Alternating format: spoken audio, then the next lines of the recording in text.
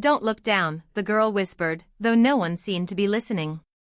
The music had already started at the Mooncrest ceremony, soft strings drifting through the great hall while candlelight trembled over polished stone and silver banners.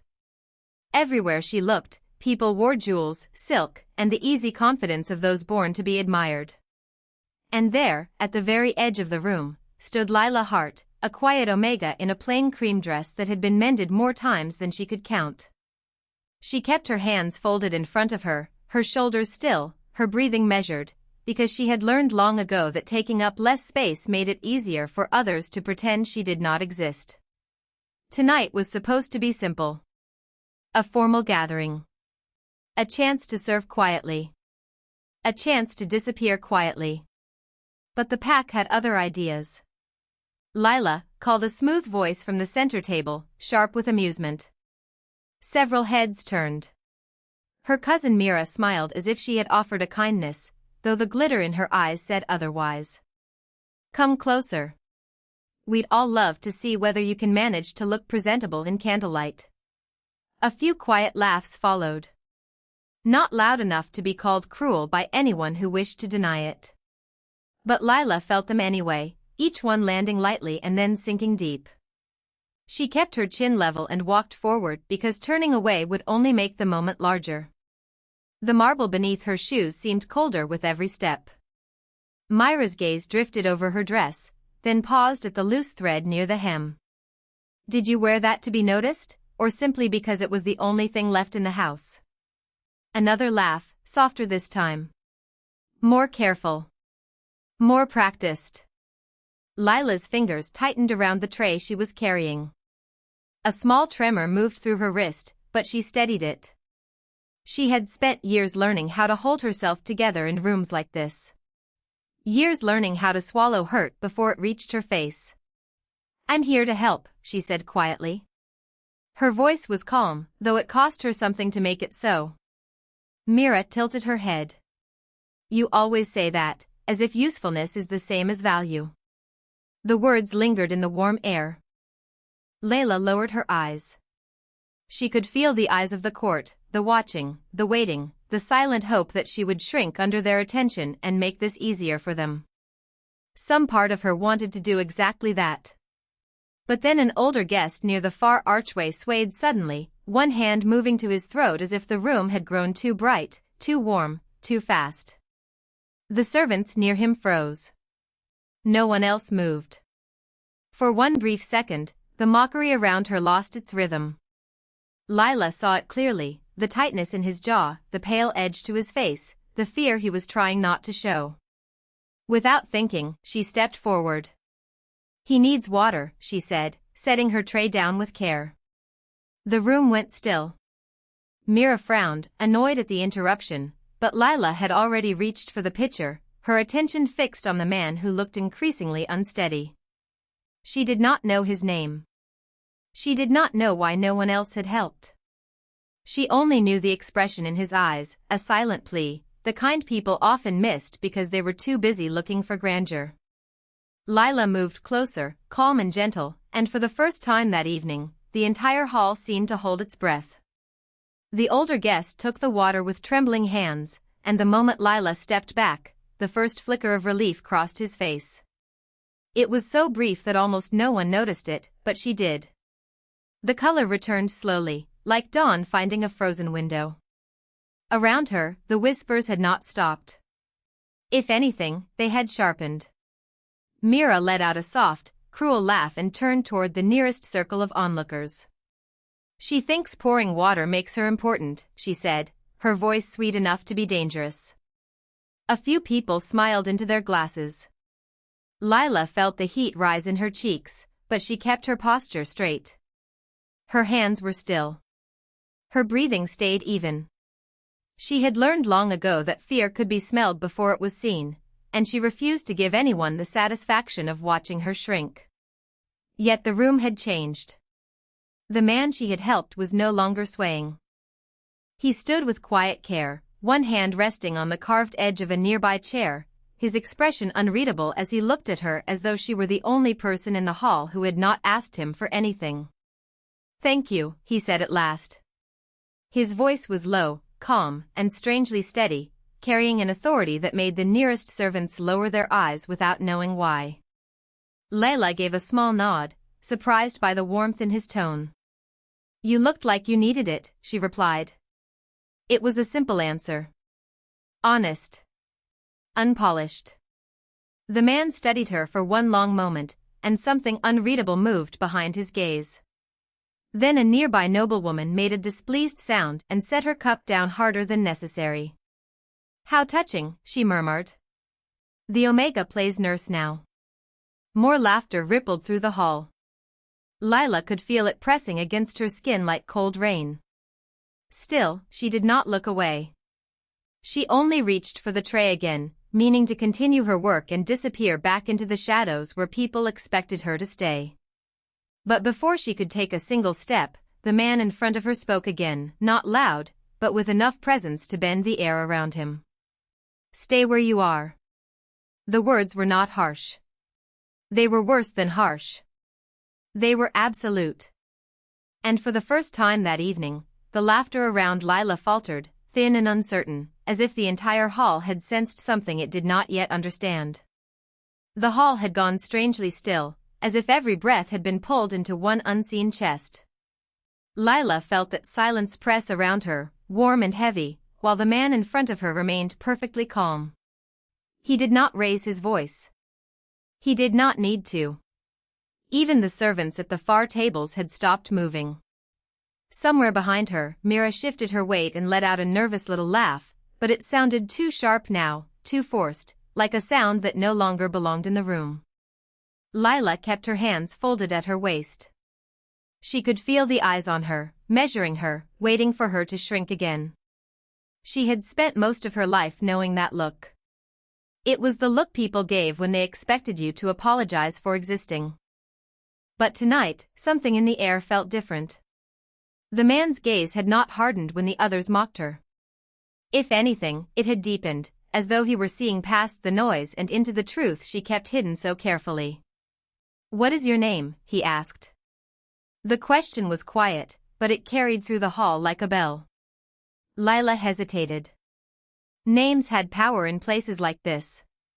Names could invite kindness, or they could be twisted into something cruel. Still, she lifted her chin just enough to answer. "Lila," she said. Only one syllable. Plain and unadorned. Yet when she spoke it, the man seemed to remember something he had not spoken aloud. His eyes narrowed by the smallest fraction, not with suspicion, but with recognition. Around them, the whispers began again, lower this time, more cautious. Someone at the back muttered that she was only a servant girl. Another said she should return to the kitchens before she embarrassed herself further. Lila heard every word, but she did not flinch. Instead, she reached for the tray beside her and picked up another glass of water, prepared to continue her work as if none of this mattered.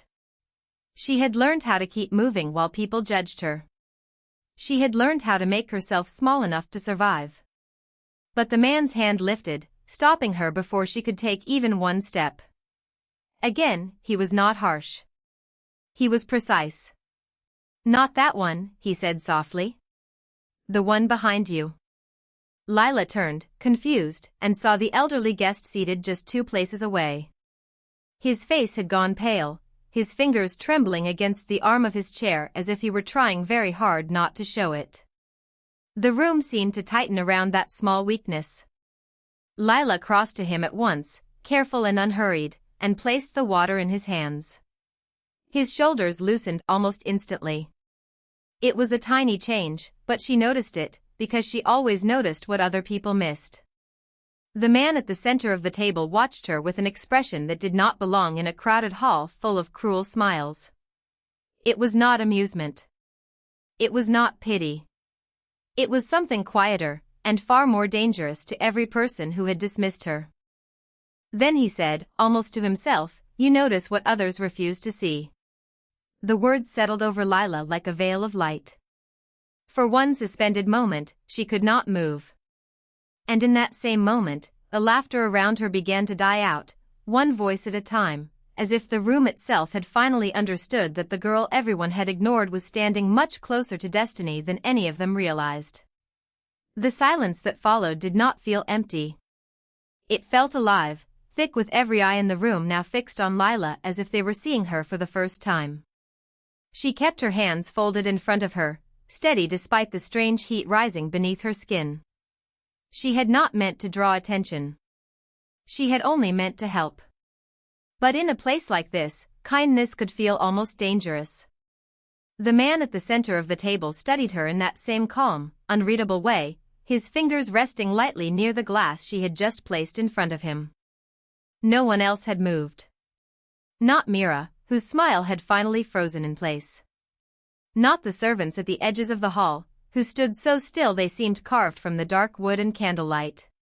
Even the music had softened somewhere in the distance, as if the musicians had sensed that something important was happening and were afraid to interrupt it. Lila could feel the room waiting. Waiting for her to shrink. Waiting for her to apologize for taking up space. Waiting for her to become small again. But she did not look away. She had learned long ago that people like to test the ones they think cannot defend themselves. So she lifted her chin just enough to meet the stranger's gaze, and in that brief exchange, something changed. His expression softened by the smallest degree, not into warmth exactly, but into recognition. It was the look of someone who had spent a long time surrounded by masks and finally found a face that did not flinch. "You do not rush to prove yourself," he said quietly, his voice carrying easily through the hall without effort. "You simply act." A few guests shifted uneasily at that, because there was no mockery in his tone, only interest, and interest from a man like him was far more unsettling than open ridicule. Lila felt Myra's stare burn into the side of her face, sharp with disbelief. She knew that look well. It was the look people wore when the world refused to stay arranged the way they preferred. She should have stepped back. She should have lowered her eyes and returned to the shadowed edge of the room where they had expected her to remain. Instead, she noticed the older guest beside him again, the one whose hands had still not fully steadied. His breathing was shallow, carefully controlled, the kind of strain that polite people pretended not to see. Without thinking twice, Lila reached for the small pitcher on the tray nearby and poured a little more water into the glass. The movement was so ordinary, so gentle, that it almost seemed to quiet the air itself. She set the glass within his reach and then took one careful step away, giving him space, never pressing, never making him feel watched. The older guest looked down at the water as if it were something rarer than gold. Then, slowly, he lifted it and took a sip. Relief crossed his face so quickly that it nearly vanished before anyone else could notice, but Lila saw it. She always saw it. The man at the center of the table saw it too. His gaze moved from the older guest back to Lila, and for a moment the hardness in his features gave way to something deeper, something almost protective. "That," he said, his voice low and certain, "is the difference between someone who obeys and someone who understands." The words landed with quiet force. Around the hall, the last traces of laughter faded into an uneasy hush. Myra's lips parted, but no sound came. Several guests looked away, suddenly fascinated by their own glasses, their own hands, anything but the girl they had dismissed. Lila's heartbeat thudded once, hard and clear. She had the unsettling feeling that she had crossed some invisible line, one she had not even known existed. The man leaned back slightly in his chair, still watching her, and for the first time that evening, his composure seemed less like indifference and more like restraint. As if he had recognized something in her worth waiting for. As if he had already decided she was not meant to be ignored. And in the uneasy stillness that followed, with candlelight trembling over crystal and silver, Lila stood at the center of a room that had changed its shape around her, though no one yet dared to say why. The hall remained frozen around her, the kind of silence that made every small sound feel impossible to ignore.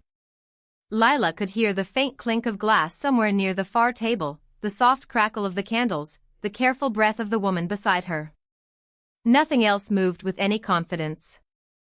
Even Mira, who had been smiling a moment ago, now looked unsettled, as if the room had shifted beneath her feet and she had not noticed until it was too late.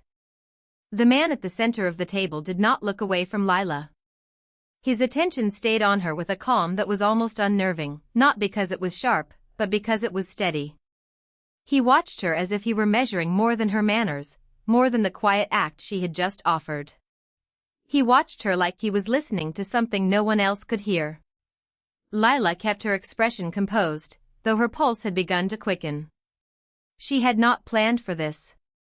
She had only seen someone in need and moved before she could think too much about who was watching. That had always been her trouble. She noticed the ache before she noticed the politics. She noticed the person before she noticed the room. A hostess finally cleared her throat from somewhere near the head of the hall, but the sound came out thin and uncertain. "You may return to your place," she said, though the words sounded less like an order and more like an attempt to recover control. Lila inclined her head politely and stepped back with the same quiet grace she had used to come forward. Yet before she could turn fully away, the older guest she had helped looked up at her again, his eyes wet with surprise and relief. He said something under his breath, too low for most to hear, but Lila caught the shape of gratitude in it even without the exact words. That alone softened something in her chest. Then, from the center table, the man spoke again. His voice was low enough that the entire hall had to lean into it. "Kindness," he said, "is not a weakness. It is often the first sign of a person who understands power better than those who chase it." The room went still in a different way this time. It was not the silence of shock. It was the silence of attention. Lila felt it settle over her like a change in the air before rain. Mira gave a small, nervous laugh, but it died before it fully formed. No one else joined her. The man's gaze remained on Lila, and in that gaze there was something almost thoughtful, almost protective, though she could not have explained why she felt that. She only knew that the laughter from earlier had not returned, and the people who had dismissed her now looked at her with the careful uncertainty reserved for things they did not yet understand. Lila folded her hands again, steadying herself. She had a strange sense that one small moment had moved more than one heart. It had moved the room. It had moved him. And somewhere beneath the formal glow of candlelight and crystal, beneath all the polished manners and hidden judgments, destiny had quietly taken another step closer. Lila kept her hands folded at her waist, but her pulse would not slow. The room had changed around her in a way she could feel without needing to look for proof. Conversations had thinned into whispers. Chairs no longer scraped against the floor. Even the soft laughter from earlier had vanished completely, as if the entire hall was waiting for someone to speak first. Across the table, Mira watched her with tight, uncertain eyes, her smile now fixed in place like something painted on and forgotten. The man at the center of the room had not looked away from Lila. That was what unsettled everyone most. It was not the fact that he had spoken. It was the fact that he had chosen her to answer to, as if she were already part of a conversation no one else had been invited to hear. Lila felt the weight of that attention settle over her shoulders. She had spent so long being overlooked that kindness, when it came suddenly and without warning, almost felt more dangerous than cruelty. She could not tell whether to breathe deeper or stand smaller.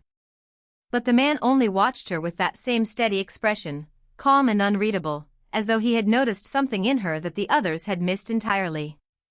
Then, with the quiet precision of someone used to being obeyed, he lifted one hand and pointed to the empty seat beside him.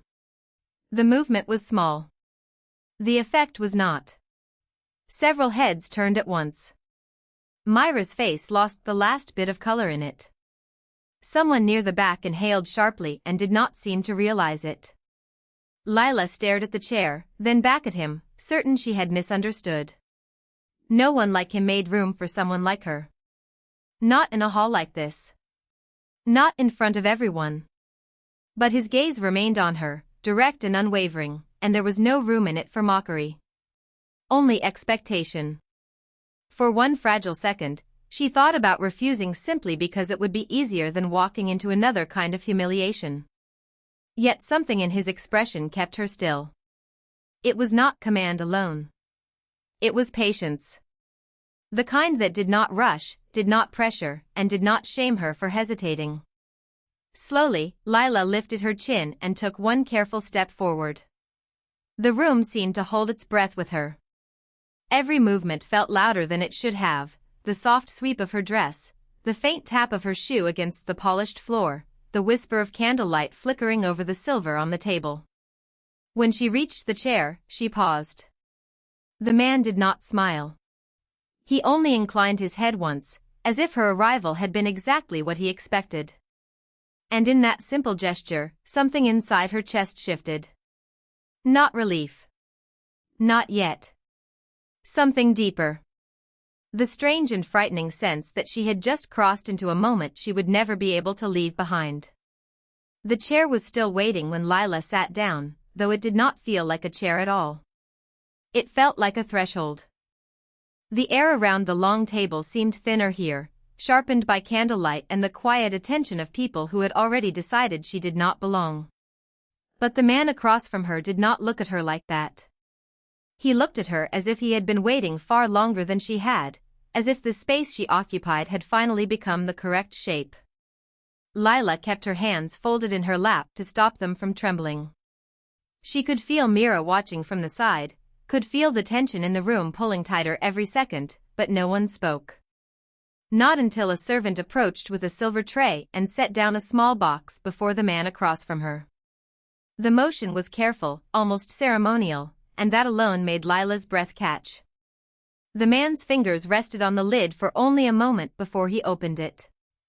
Inside lay a pendant unlike anything Lila had ever seen, a moonstone so pale it seemed to hold its own light. She stared before she could stop herself. He noticed. Of course he noticed. His gaze lifted to hers, steady and unreadable, and in that quiet look she felt the room shift again. "You recognize it," he said softly. It was not a question. Layla swallowed.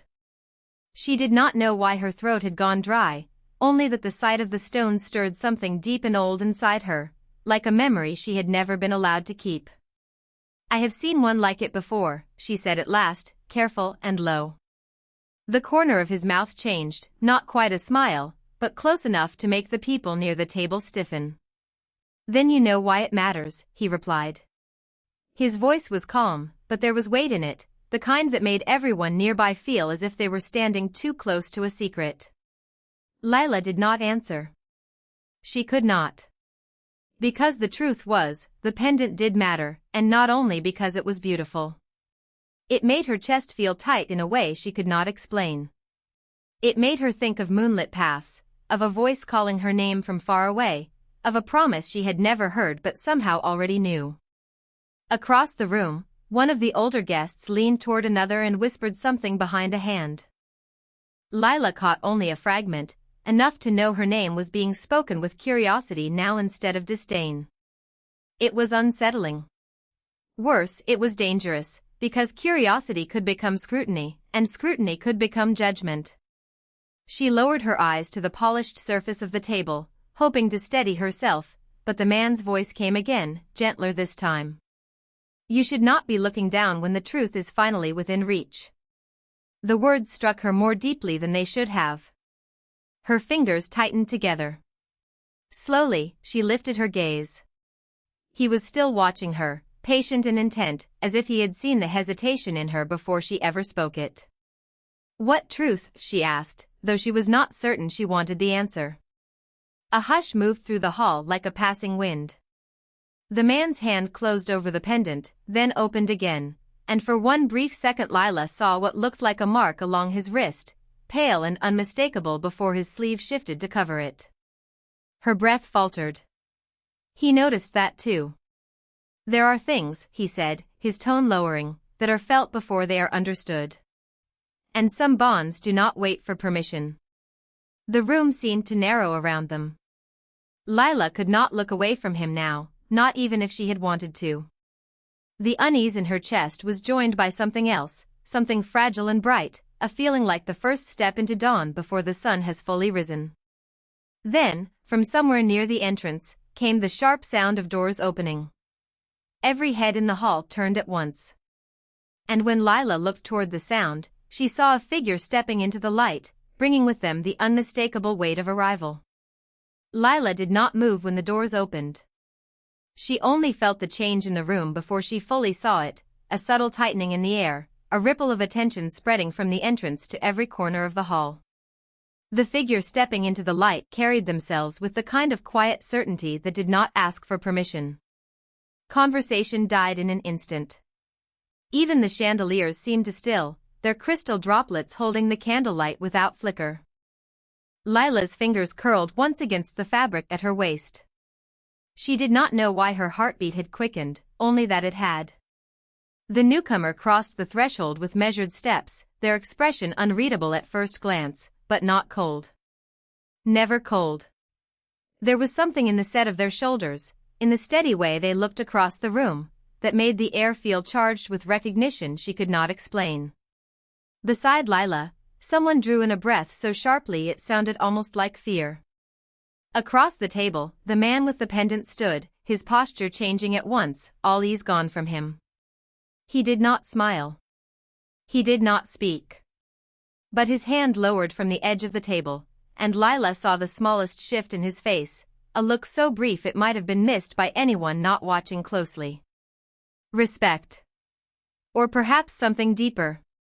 The newcomer came farther in, and with each step the room seemed to yield, not from force, but from certainty. Lila noticed the way several heads inclined without thought, as if the body remembered a truth the mind had not yet accepted. The pendant at the man's wrist caught the candlelight again, and this time he did not hide it.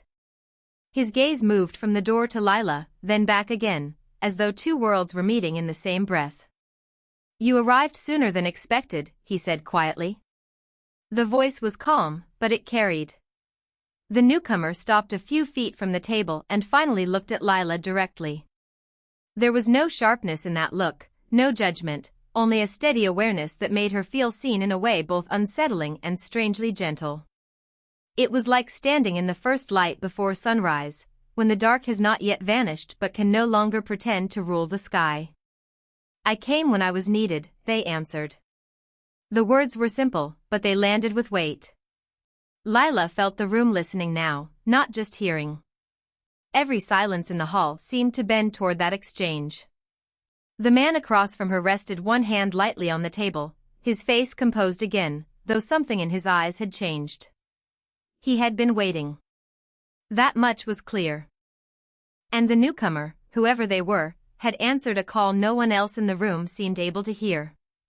Lila's throat tightened. She looked from one face to the other, sensing a thread drawn taut between them, invisible but unmistakable. No one spoke for several long seconds. Then the newcomer's gaze returned to her, and this time the softness in it was impossible to miss.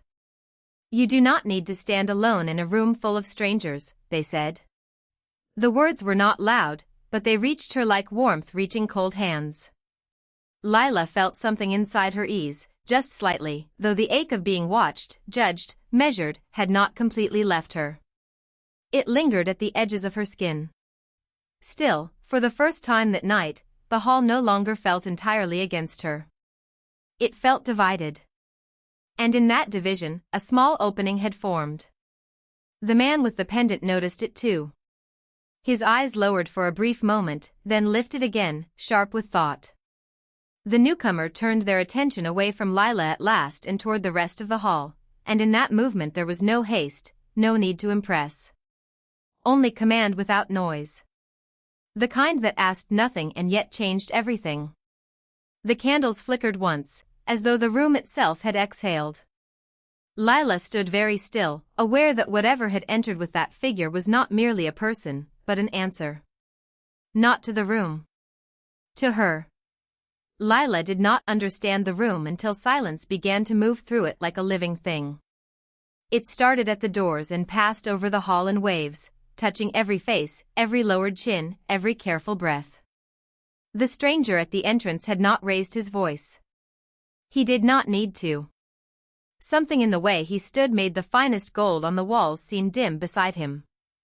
Lila felt it before she fully named it, that strange pressure in the air that belonged to power, certainty, and a kind of authority that did not need to announce itself. The man beside her shifted first. Then another. Then the entire hall seemed to remember how to bow.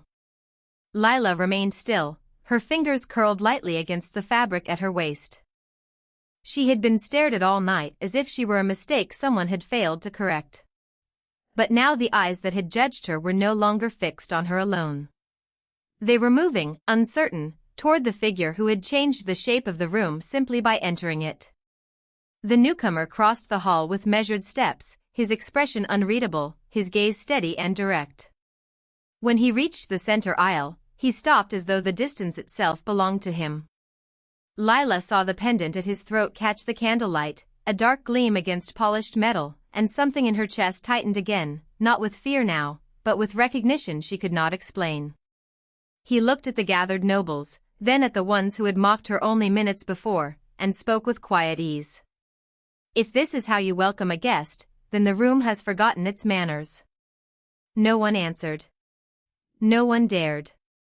A woman near the front lowered her eyes so quickly it was almost painful to see. The noble beside her swallowed, his face suddenly pale. Lila felt the weight of the silence change. It was no longer empty. It was attentive. Waiting. The stranger turned, and for one brief moment his gaze settled on Lila. It was not the glance of someone measuring her value. It was the look of someone who had already decided she mattered. That small distinction struck her harder than any insult had. Her breath caught. He did not smile. He did not need to. In his eyes she saw something rare in this hall, something steady and unbroken. Respect. Then, with the same calm that had silenced the room, he spoke again. She will not be spoken to that way here. The words were simple. They carried farther than any shout. A few people looked down. A few looked away.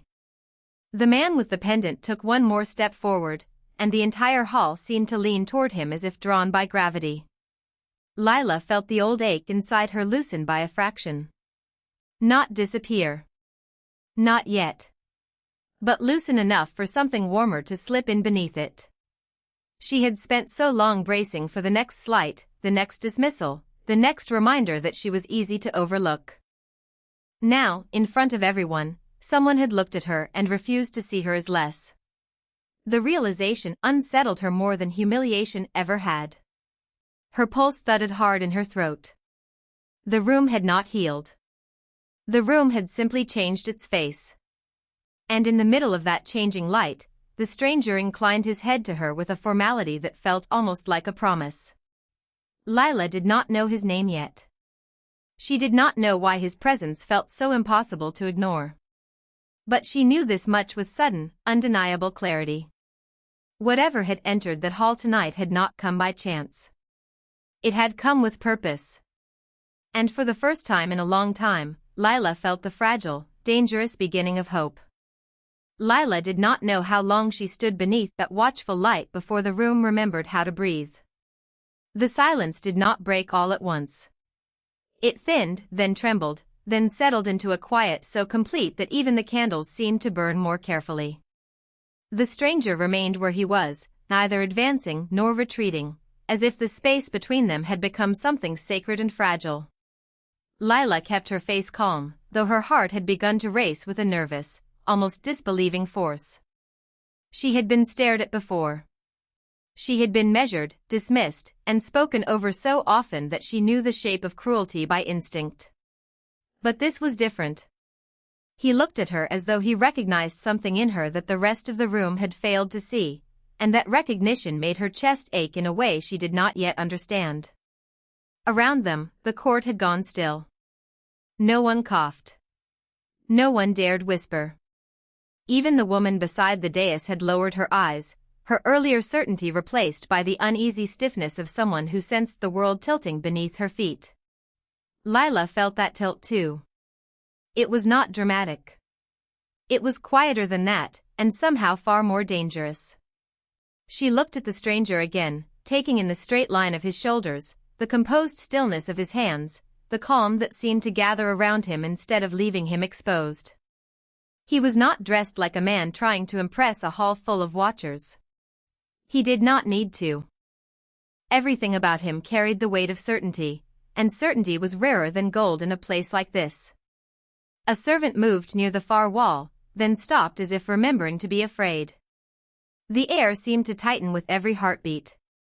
Lila realized, with a sudden cold ripple through her, that the room was waiting for his next move. Not because anyone had told them to wait. Because they could not help it. And then, in the middle of that unbearable stillness, his eyes returned to her. Not to the floor. Not to the gathered nobles. Only to her. It was such a simple thing that it nearly undid her. Her fingers curled lightly against the fabric at her waist, a small effort to anchor herself against the strange tide rising inside her. She had spent so many years making herself smaller that being noticed now felt almost like stepping into sunlight after living too long in shadow. His attention did not crush her. It steadied her. That was what frightened her most. She did not know his name yet, but she knew, with the clear and unsettling certainty of a person standing at the edge of a life she had never expected to have, that this moment was not passing by accident. It had been arriving long before he entered the hall. It had been waiting for her all along. When he finally moved, it was only by a few measured steps, but the change in the room was immediate. Every gaze followed him. Every breath seemed to pause. He did not speak at once. Instead, he stopped a few feet from the dais and inclined his head with a courtesy so precise it felt almost tender. Lila watched him, unable to look away, and felt something inside her, small and wounded and stubborn, lift its face toward him for the first time. By morning, the hall no longer felt like a place built for judgment. It felt like a room holding its breath for something kinder. Lila stood near the dais, her hands folded so tightly together that her fingers ached, while the stranger spoke in a voice low enough to make everyone lean in.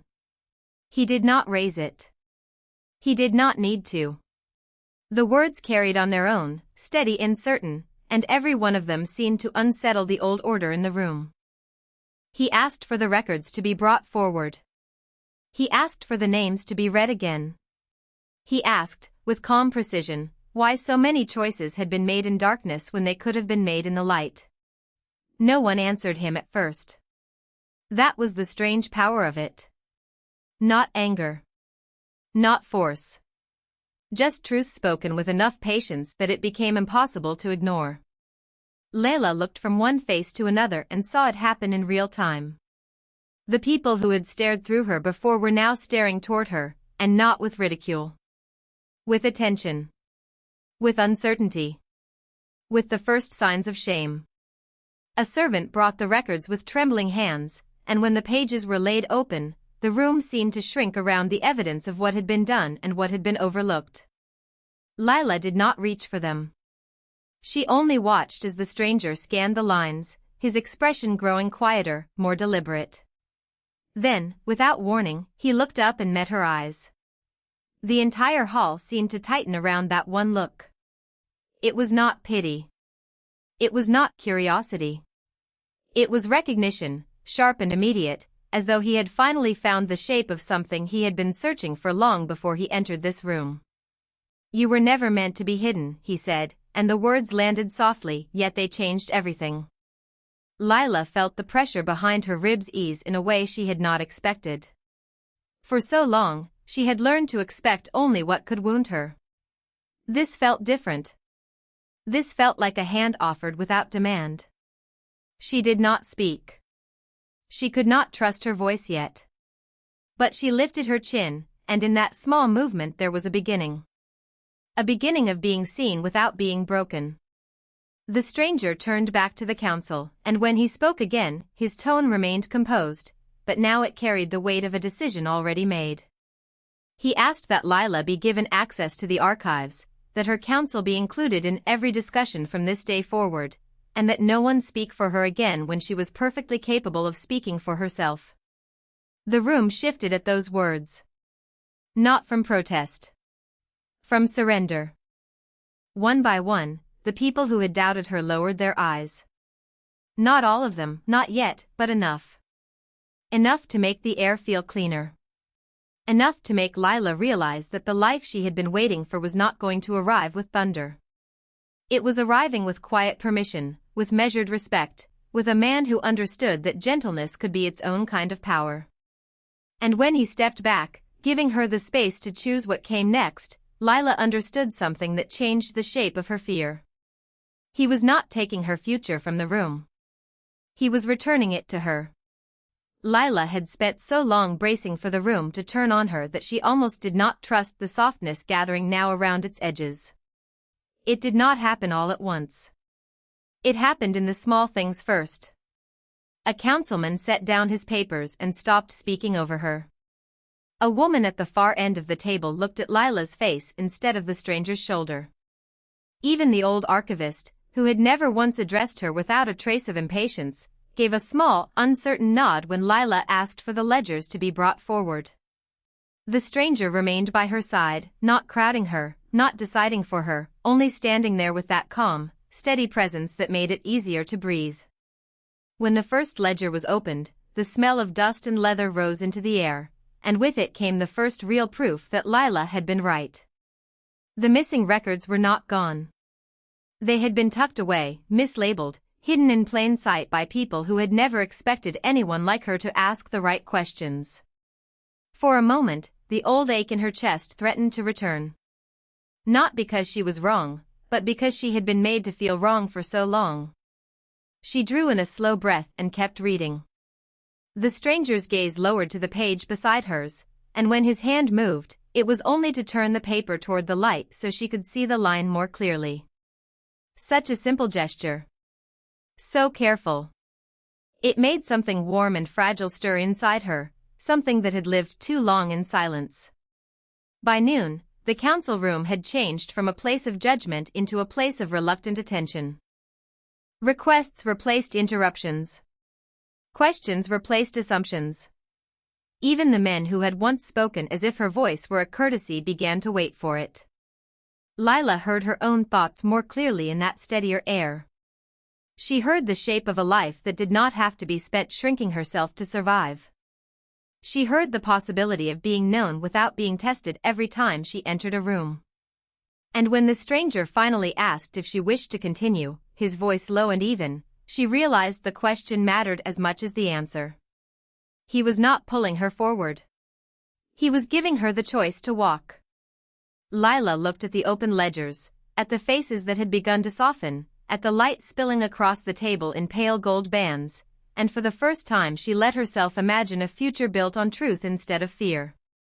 Her fingers rested on the page. Her spine straightened. Then, with a quiet that carried farther than any plea, she said yes. Lila did not realize the moment had changed until she felt it in the room itself. The air had gone still, not from fear, but from a kind of reverence that made even the oldest creak of the floorboards sound careful. At the long table, where voices had once risen over one another without mercy, people now listened when she spoke. They waited.